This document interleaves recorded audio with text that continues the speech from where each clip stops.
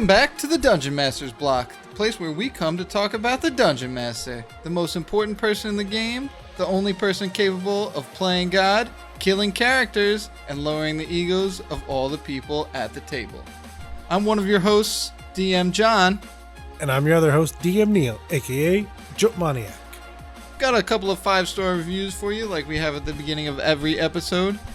This first 5-star review comes from Jer the Fair, and it's entitled, "This podcast is a critical hit, 5 stars. Natty 20. The DM's block is a critical hit. It took me about 2 months, but I am finally caught up. I've spent hours and hours listening to every episode, and I always find myself eager to hear the next. It has made work much more bearable, and I just love listening to the show while I work on campaign planning or messing around with my magic cards. Fantastic job. I wish there were more podcasts like this one. 5 out of 5 stars. Yes. Yes. It would have been kind of funny, though, if there were like 2 out of 5 stars. Yeah. I just wanted them to read this. Ha ha. No, thank you, Jer the Fair, for that review. So, for our next review, it comes from DM Romp, and it's entitled Awesome Podcast for New and Seasoned DMs. I would highly recommend this podcast to all DMs. I've been DMing for about a year now and can never get enough information. I listen to podcasts all day at work, and although I learned from listening to actual play podcasts, I love listening to DMB and learning so much more than I thought I already knew. Keep on doing what you guys do best. Every episode is a must listen. You will not be bored. 5-star plus. Oh man. Dear iTunes and Steve Jobs, the ghost of Steve Jobs, please add a plus button to your 5-star ratings so that DM Romp can give us that instead. But with all that out of the way, let's head to the meat. I'm starving. We ain't had nothing but maggoty bread for 3 stinking days. Why can't we have some meats? Looks like meat's back on the menu, boys. So today for the meat, we're going to be talking all about bards because it's entitled Bardic Knowledge. Of course we would. And we thought we would get somewhat of an expert on the topic. It is Kyle the Dungeon Maestro from the BomBARDed podcast. And I am super excited to have him tell us exactly what that is because you should definitely be listening. Welcome to the show, Kyle. Oh, it's a pleasure to be here. Man, I've been listening to your show for 2 years now. Oh, that's awesome. And it is awesome. Y'all do a fantastic job. I love listening to it. So it's actually a pleasure for me to be here. I can't even believe this has come to this. But anyway, yeah, to the point. So many years ago, my band and I started playing D&D. I brought them into it, and then our piano player decided, like, oh, I'm actually going to bring, like, he brought like a little thumb keyboard, or it's like a half coconut that's rounded out and hollowed out, and it's got little like metal bars on it. It's kind of like, yeah, just a little thumb piano. So, but he was using that, playing a bard at the table, and then we started thinking, we were like, oh man, why don't we could just do all bards, and they could play their instruments and actually do something like that. We had been listening to the Adventure Zone, which was very inspirational for us, and then we started to kind of roll the idea around. And no pun intended. Hey-o. But yeah, right. So once we came to the idea, we were like, okay, so let's go with this. And I had a little hesitance at first because I started playing in 3.5, and I remember the love-hate kind of relationship that people had with bards. So, it wasn't always the most popular one. I always remember the most shade was thrown at bards. So I was nervous about the idea, but once we got rolling with it, we were having a good time. So I'm the Dungeon Maestro. I, tell the story, do what the DM does, and they all bring their instruments to the table. I have a piano player, a guitar player, and then we have a percussionist, which they've taken all their spells, and they will come up with parodies of popular songs and perform those spells whenever they're actually casting their magic. But the shtick of our show is our piano player, Spurrier, he had ordered chord dice, just 8-sided dice with chords on them, and they follow a diatonic pattern. So just like it's in C major. So we rolled those dice, and we thought about it. We were like, oh, this would be a great, just coming up with songs for the band. Let's just roll these dice. And then when we started thinking about doing the show, we were like, well, of course, why don't we just roll those dice and come up with a song every episode that relates to the story at hand? So every episode, there's a moment, and it's either I have something planned and I try to cue them into it, or they just decide, hey, let's write a song here and try to resolve this situation or perform for somebody. So they will, we'll break into that. We'll roll 4 8-sided dice, get the chords that we need, and write a song.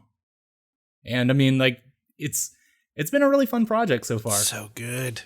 Every bit of it, to you being the Dungeon Maestro, to it being called BomBARDed, and everything about it is so much fun. And I'm glad you're sharing it with people, because it would be amazing to hear it and then just find out you're not recording it. That'd be depressing. Yeah, no, it was definitely something like, I had wanted to do I was just like, oh man, people are doing D&D podcasts. I mean, of course I had heard of Critical Role, but I had never really listened. There was a dark period of my life where I didn't play D&D, and man, those were bad times, but that's not happening anymore, thankfully. Kyle, is there anything new you're currently working on that you want to tell the listeners or get them excited about? Man, I listen to all the guests that y'all have on here, and you have fantastic people on there that are just constantly putting out this fantastic product. And I'm just a dude. I work in a repair shop for a music company, and I repair band and orchestra instruments. The only other thing I have going on other than BomBARDed is I've started doing this. It's not I guess it's a YouTube series, but it's just me reading. I call it Kyle's Reading Time. If you search it on YouTube, you might be able to find it. But right now I'm reading through The Name of the Wind by Patrick Rothfuss. And it's really just book. It's fantastic so far. I think I finished on chapter 15 today, which I just finished before doing this. So I get on there and I just pick up where I left off and I read through, and it's practice for me since, I'm working in this audio medium. It gives me the opportunity to be able to learn how to speak fluently, and also considering I write up a lot, being able to read that without having it sound like I'm reading, that's the real practice for me. And also, of course, there's so many characters that character voice and voice acting is another thing that I get a practice out of that. So yeah, Kyle's Reading Time, I post about it every Tuesday. I do it like 5 o'clock Central Standard Time. So if you're interested in hearing me read Patrick Rothfuss's The Name of the Wind, which once I finish that, I'll move on to something else, but I really want to keep following that series because I'm sold so hard on it now. So it's time for your surprise question, as we have for all of our guests. Oh, yeah. And so I dug this one up, and it is from DM Kiato, and it says, if you could have any spell at your disposal in real life, what spell would it be and why?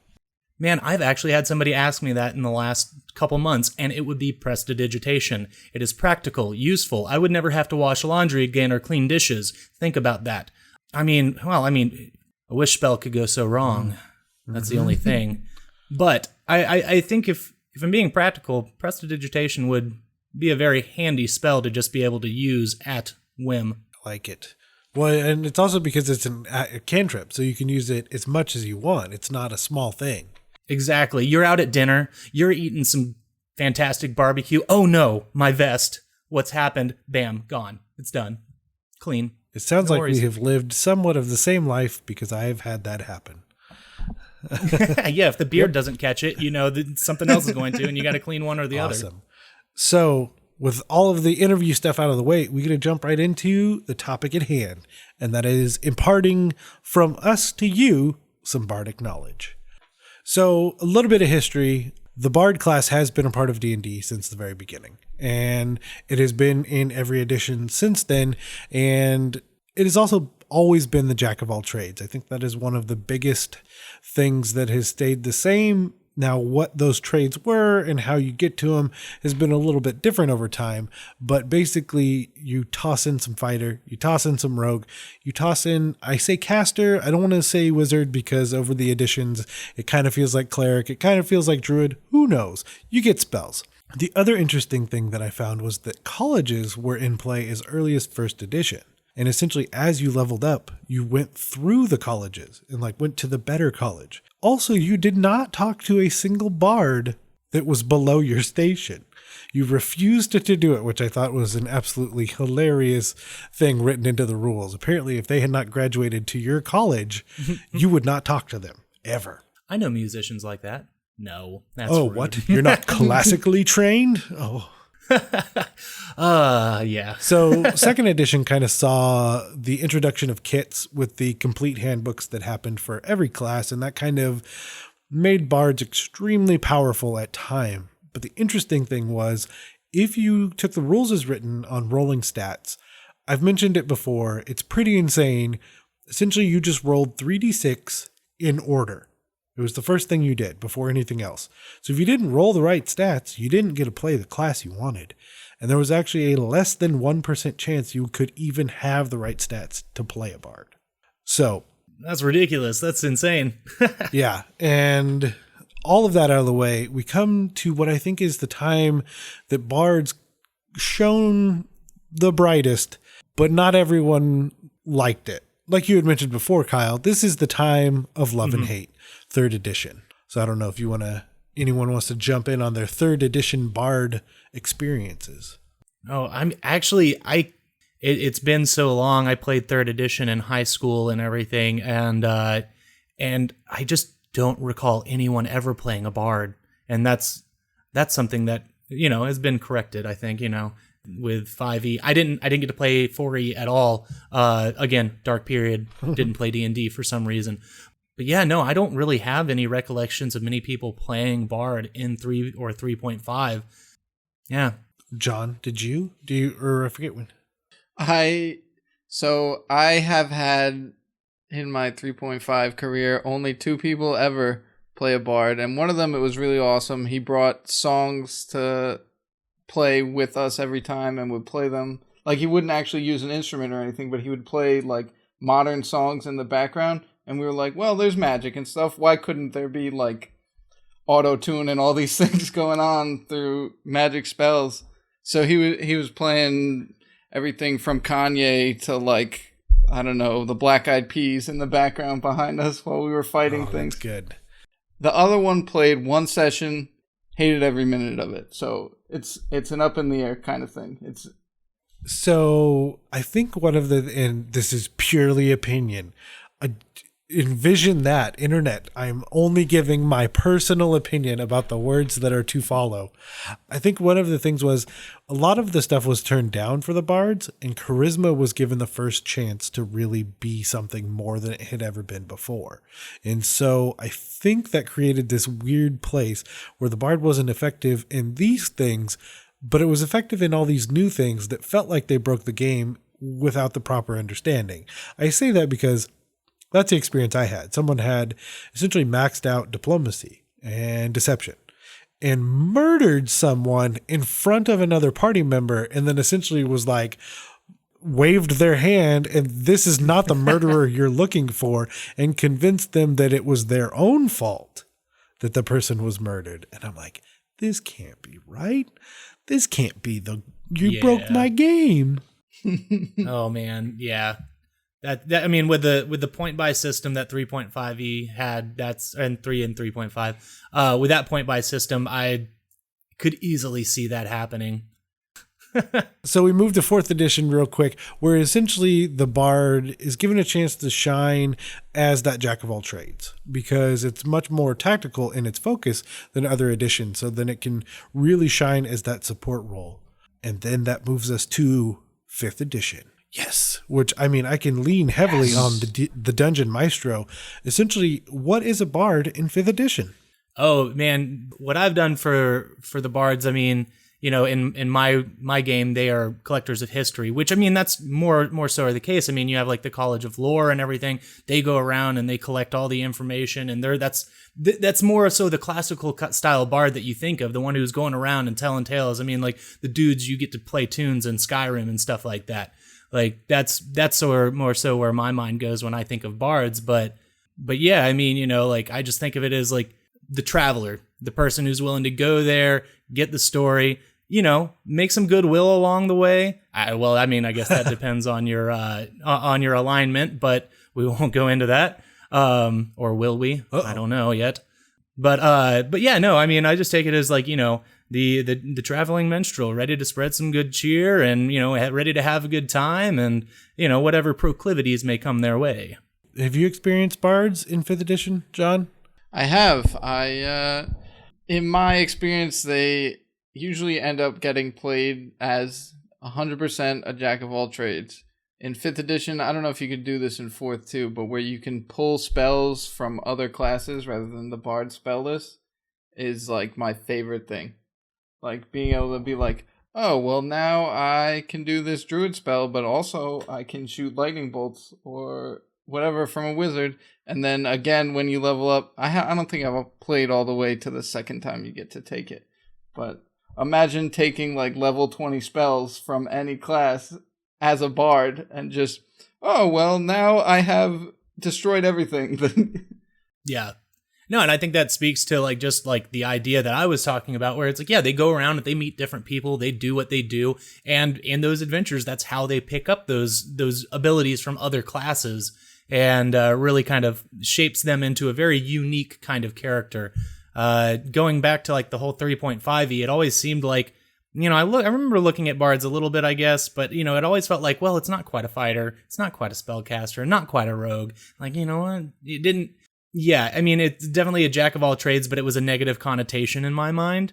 Whereas now it's just like, oh, no, this is very much a good thing to me. This whole jack of all trades, especially, you know, giving the ability that they have in that whole tree where you get to add just like, yeah, I can just add a 1, or I think it's half your proficiency to something I'm not trained in because I've been around, I've experienced the world, I know what's going on, I know the skinny, so let's sneak in there and steal what we got to steal, my roguish friend. I can actually help you with that.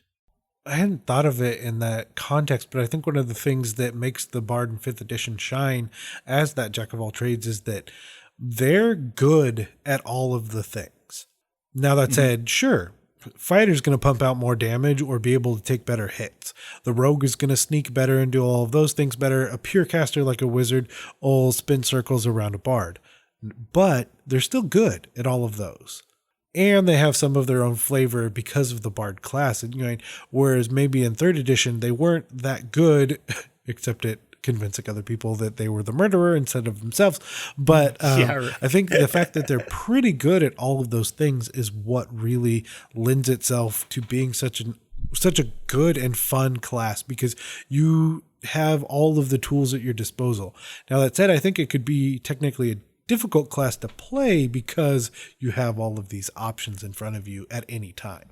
I would actually describe a bard as the storybook hero. Like, they're already, why would anyone have a reason to be traveling all over everywhere unless they're a bard or a merchant? And who's playing a merchant when they're playing D&D? And then you take this character, and the book we were just talking about is a great example because I would consider Kvothe a bard.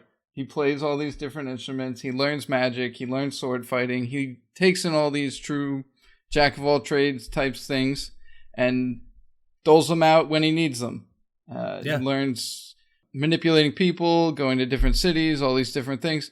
Like, other than a bard, who could you have go 1 minute performing on stage to the next minute shooting a lightning bolt at an enemy to the next minute like sword fighting someone? Like, yeah, no, I mean, and like again, I'm only like through chapter 15, but just like the few chapters at the beginning of this book, his upbringing, they are all bards. He's in a troupe. They're in a performing group and they go around and they do that. So yeah, I fully agree with you. Hands down. Kvothe is a bard. Awesome. So the other question that I thought of that would be good to further showcase the 5th edition bard is, how are the players at your table different? Because I'm playing devil's advocate with this question is like, you're telling me there's just 3 bards there? Well, that's dumb. There's 3 of the same people at the table. Obviously, I know that's not true, but essentially, how are your players making different characters using the same class? Well, I did make it a point to have them make multi-classed characters. So okay.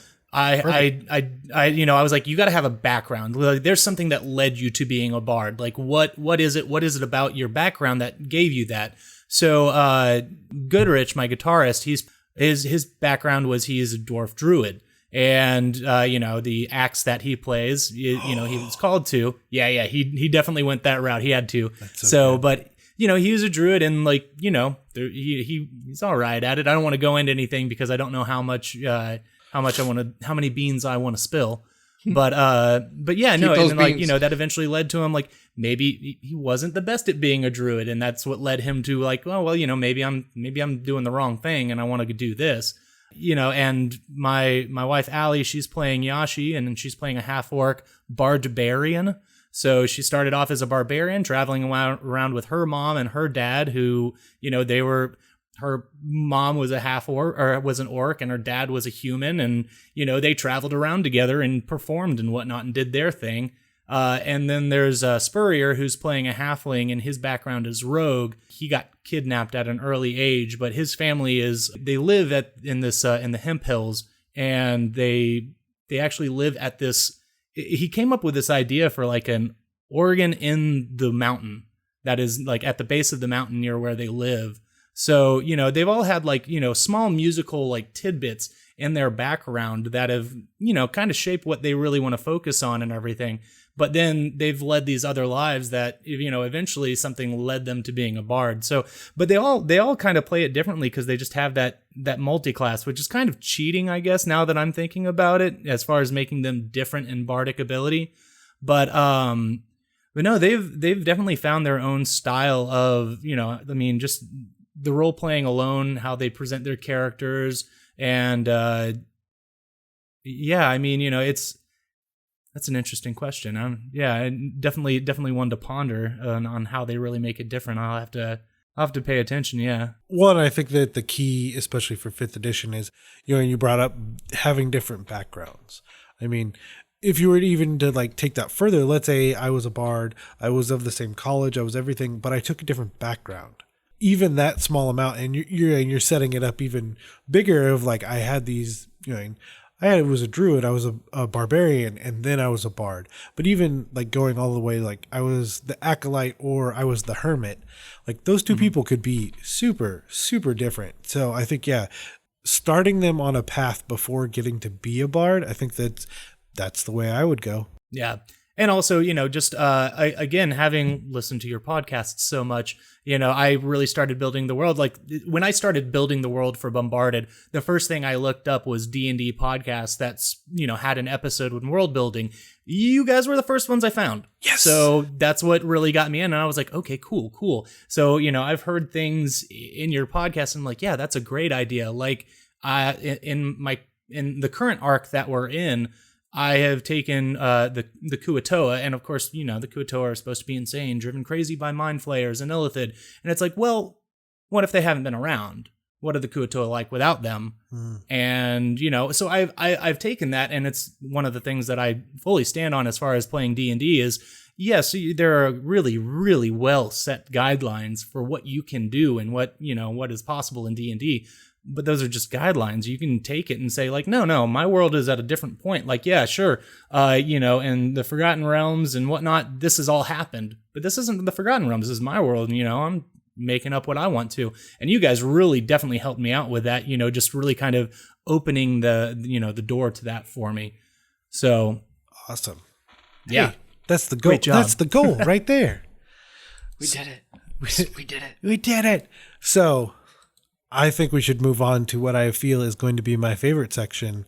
And essentially, we can just start going around coming up with crazy and awesome ideas for bards as plot hooks, as NPCs, anything we can dream up to give that inspiration back out to whoever is listening. Oh, yeah, absolutely. John, do you have an NPC or plot hook that you want to toss out?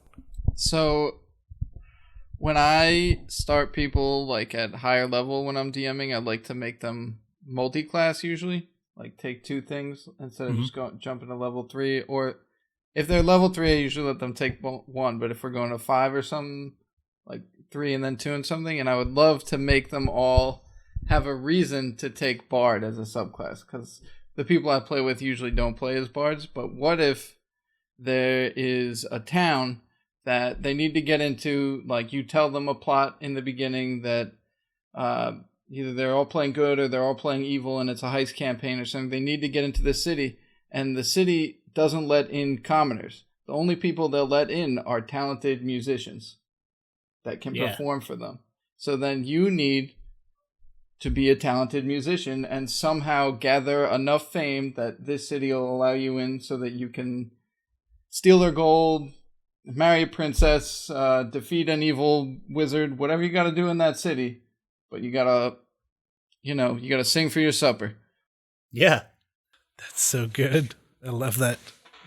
I could be down for that. I also love the idea of like you started out with that, but then they're not good enough. So they have to like go and like be better bards. And I also love the idea of them.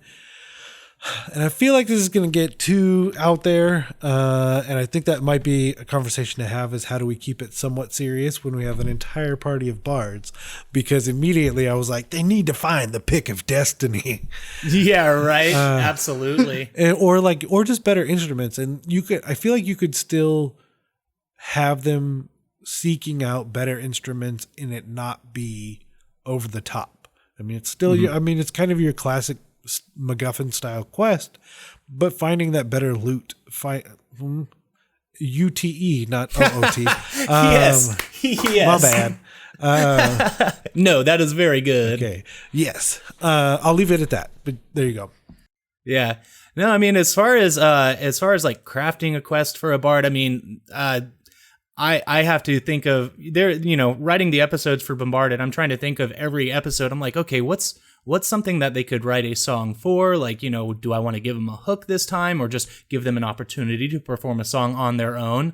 So, of course, I mean, our first episode starts off with the typical, go to a tavern, get a gig, do the thing, perform, introduce yourselves. So, I mean, that's what I started off with. But I mean, if you're going in the route of like high level bards, I mean, do you imagine if, I don't know how you'd find yourself in like some kind of the plane of the damned or the abyss, and you have some kind of like, trickster god that's put you there in a way. And they are very much like, I like my puppets. I like watching them perform.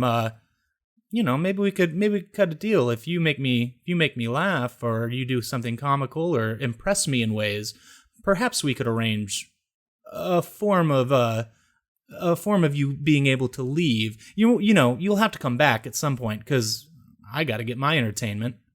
But being able to perform well enough to appease some kind of demon lord or something like that, I think would be a good challenge, because it's like, what are you going to have to play to make a demon lord appease? Like, you can't just sing whatever you would think about for like a normal person out there. Like, they're going to want something specific. And maybe that would lead into like, them saying, you haven't quite hit the nail on the head. I'm going to need you to go out and maybe learn a little bit about my lands and venture out into the abyss and discover what really makes our world. And by our world, I mean my world, because I am the demon of this world. So, doing something like that and making it lead off to where it's like, okay, yeah, this is the end goal, but you don't know enough about where you're at. So you got to go out and you've got to, again, collect information, history, lore, stories about the plane that you're on to be able to appease the patron that is holding you. And that immediately made me think of having the mechanic, because you said you had dice that you roll and it will provide chords, correct? Yeah, it's 8-sided chord dice. Essentially, like part of like, let's say part of that arc is they get to a place, they either defeat someone, find an object, and they can essentially roll like one or two of those dice. And now they know part of the song that they could potentially play. Like, you're not even getting the chords right here. Get out there. Yeah. Go to the abyss. No, that's perfect. Yeah, absolutely. That's great. Yeah, get out there and get the, maybe there's a special instrument that produces a frequency that is just very endearing to the demon. And you have to get that instrument specific. Otherwise, no game. You can't do it. They have to build the instrument. It needs to be a new instrument. Ooh, yeah. See, there you go. That's some real thinking, man. And your players have to actually build a new functional okay, maybe that's a bit much. Which is really, really hard to do, considering all the instruments that have been tried to be made over the years. That's so funny. What about NPCs as bards? Or bards as NPCs, rather? There's a guy in my Thursday night D&D games at the comic book store I go to. He's playing a bard, and he's wanting to go very much. I don't know if y'all have seen The Greatest Showman. So he is wanting to be like that style character, which is awesome because that was a great musical and everything. I don't know if you'd call it a musical. I think it is, but yeah. Anyway, he's playing this character, and when he performs, he's pretty good. He's actually like bringing songs to the table and whatnot. He's doing a good job, but the way he plays his character is timid at some points. And I mean, I've asked him about it. He was like, yeah, it's kind of a timid thing, but when I'm performing, I'm very, very confident. And so I think the idea of just like a timid NPC, like, I was wondering maybe I could open up for you, talking to other, maybe other bards that are actual player characters, be like, maybe I could open up for you at this tavern. I've been trying to get a gig here for a while, and the bartender just won't let me in the door. And he says my personality won't match. Something along those lines is, because it's very, the dichotomy between what you expect and what you are presented, I think adds a comical value to it, while also really developing like, well, why is this person so timid if they can actually perform so well? I like that one a lot. Because, what you're expecting, and then, how over the top you could make it once they hit the stage. Mm-hmm. Absolutely. John, do you have any NPC bards at your disposal? So, I really like the idea of a bard as the big bad. Just personally, because instead of this, I mean, he could be crazy strong and powerful, but that, like, when I think of an evil bard, that's not what I think. It's more like this guy can manipulate the whole world against you just because he understands how people work, how the aristocracy works. He can get people on his side, performing, telling tales, anything yet. People love bards, and if he's evil, they're still going to love him more than you. Unless you have some, like, no matter what good deeds you do, I'm still going to go to carnivals. Yep. Yeah, well, and especially if they've done a lot, I mean, essentially if they've done a lot of touring and essentially, like you said, brought a lot of business, a lot of fame and all of these things, and they're using that as that more subtle evil, but then they are still the big bad who is super effective because they can kind of do anything. And then once you have enough spells at your disposal, then you also summon evil creatures. So, yeah. I mean, well, and just thinking about being popular enough to, you would have fanatics that would follow you, and you would have to, I mean, and this gets into the point where, like, yes, a bard may hold up in their manor, and they have their fanatics that just lounge around, and, they're ready to party or do whatever, and they're just there, like, not even like an entourage, but just people who, like, climb the walls that want to be inside the bard's, domain, and they're going to be there to, like, fight whoever is going to bring this bard harm. So you're talking about, like, commoners. Like, these people are going to have to go in and start, like, killing regular people to be able to get to this evil bard because these people love this evil bard so much. Mm-hmm. I think that's fantastic. The cult of the big bad bard. Yeah. Triple B. That's his evil name is Triple B, and you must defeat the big bad bard. So we're getting pretty close. Does anyone have anything else to toss out for bards and impart some bardic knowledge for the listeners? I was fortunate enough recently. I went to Half Price Books on a whim, and they had the 2E Bardic Handbook, and I said, I must have that. It shall be mine. So I did. I bought it. And I noticed in the latter half of the book, there's a whole section for followers and patrons. So you can actually develop, like, there's a table for it, and you can gain followers and, have patrons that will pay for you to go and play in certain places and spread their name. And I was just like, oh man, this is so cool. I mean, of course, they have their own book at that point. In comparison to 5e now, you don't have those separate handbooks like you used to. Oh, excuse me. You don't have those separate handbooks like you used to.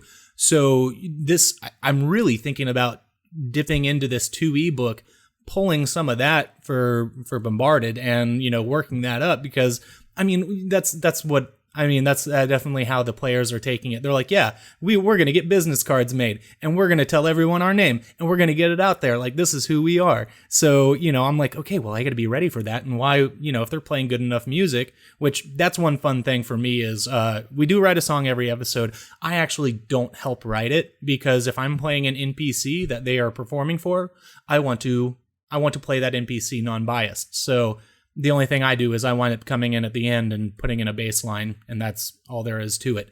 So, but yeah, if they're gonna go out there and actually try to gain a following, there's a mechanic in an old edition that isn't used to my knowledge in the current one. So I'm gonna rip that out of there and just shove that right in, in the back of my 5e book and say, yeah, it's there now. Well, let's do this. Let's get you some following, some patrons. Who knows who's gonna like shower you with money? We'll find out. Maybe your patron will be evil, and you'll have to determine whether it's actually like morally okay for you to be able to actually accept them as a patron.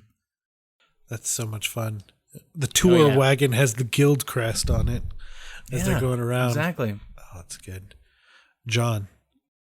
So I wanted actually to talk to you about instruments, because every time I play, somebody wants to bring a piano with them, or something too big for a bard to be bringing around with them. Mm-hmm. So yeah, similar to how there are like onyx figures for like a griffin or like an onyx dog, I've created like little items that turn into a bigger instrument that they can carry around with them. Like one of my friends, he's actually not playing a bard, he's just playing a wizard, but he has found a celestial organ that he pulls out that's like 8x2, like just this huge thing that takes up the area that will just all of a sudden pull this out and begin playing a song on an organ. Like, yeah, no, that's awesome. I think that's totally cool. Just like, yeah, almost like Capsule Core style from Dragon Ball. Just like, bam, exactly. Piano. Oh, no, that's fantastic. Why not? That's so good. And that could be like the trinket that they start with, or like their heirloom, family heirloom is the celestial organ.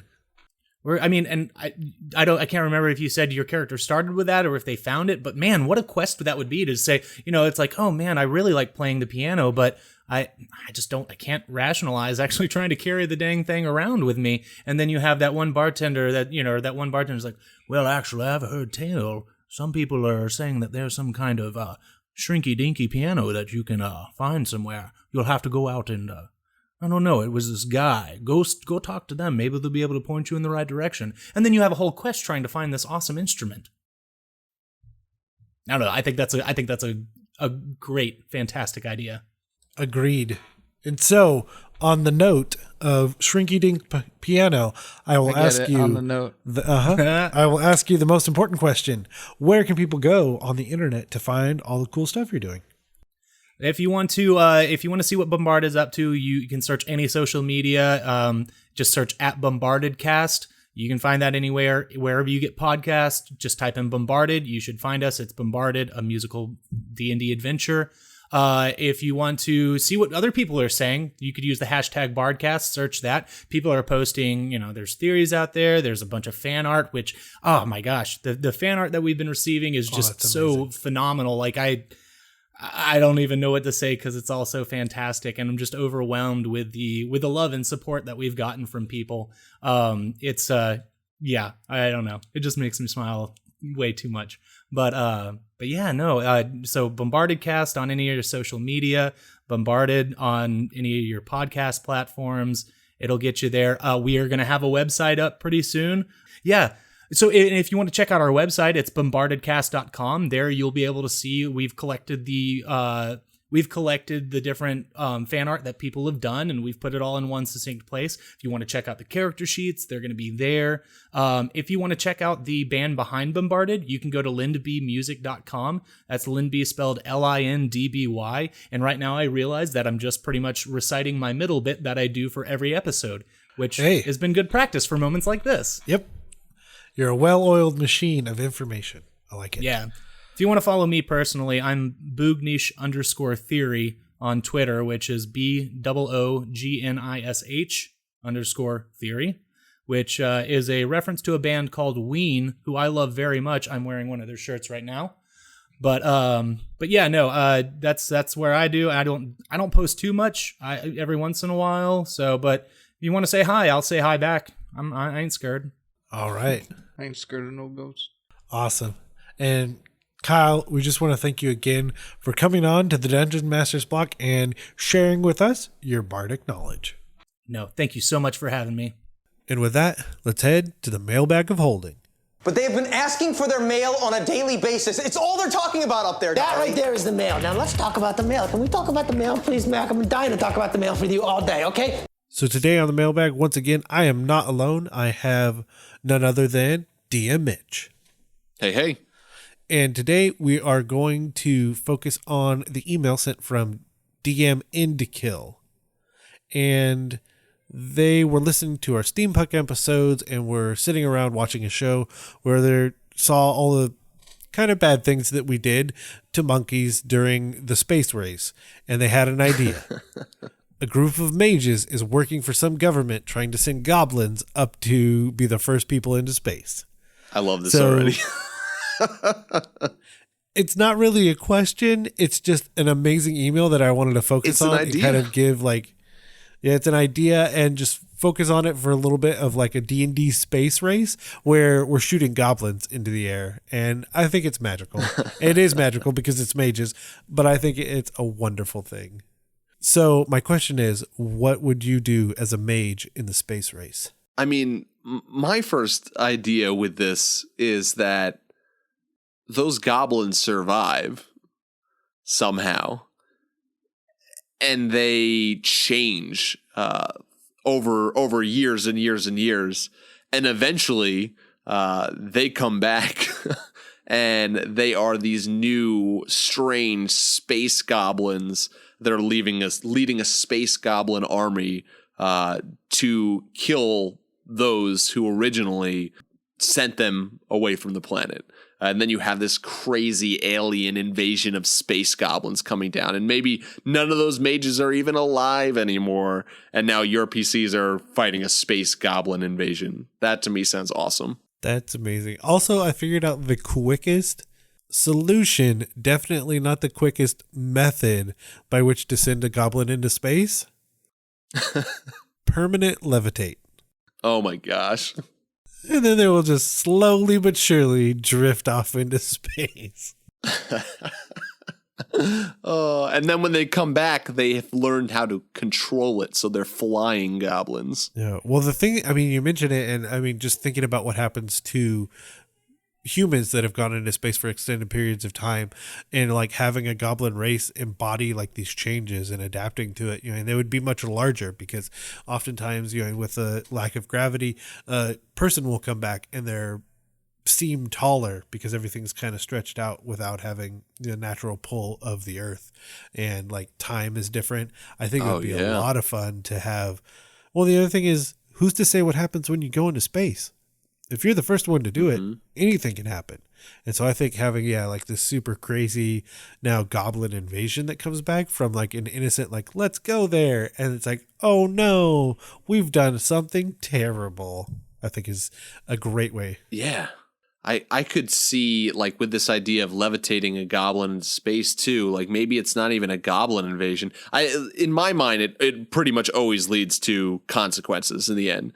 But what if, like, all the goblins are just dying because they're going into space? But what if you have a scene where a goblin is about to die and they're shot in space and they're losing air? And I think of it like in the first Guardians of the Galaxy where Star-Lord's out in space and about to lose his life from not being able to breathe, and then a spaceship picks him up. And this goblin goes into this ship and is introduced to mind flayers or Githyanki or whatever it is. And this is how those are introduced into your world.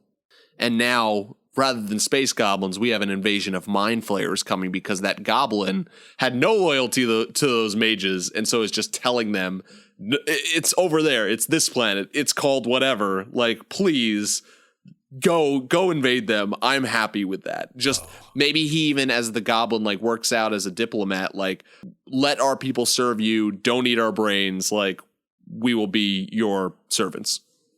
That is awesome. Well, there you go. That's why I brought this wonderful idea to the mailbag of holding. And I just want to thank you, DM Endkill, for that awesome email. So we just want to thank Kyle again, the DM Maestro for the BomBARDed podcast, for coming on and sharing his Bardic Knowledge with us.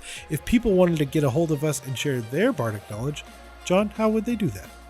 Well, first of all, you could email us at dungeonmasterblock@gmail.com, or you can find us on Twitter at DMS_block, or you can find us on Facebook and like us there.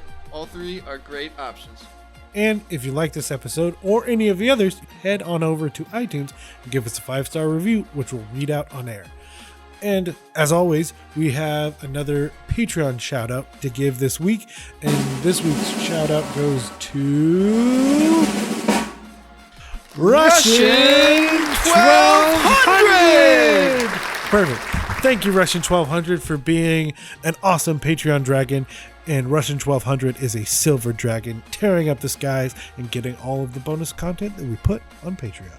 The Dungeon Masters Block is a proud member of the Block Party Podcast Network. You should come and check out our other shows, like Detentions and Dragons, Dungeons and Dragons and Daughters, and the GM Showcase.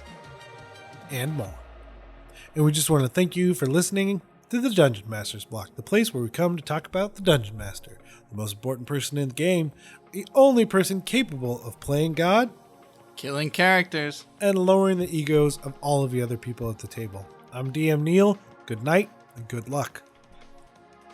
Can I do a sign off? Yep, that was your sign off. And we're done.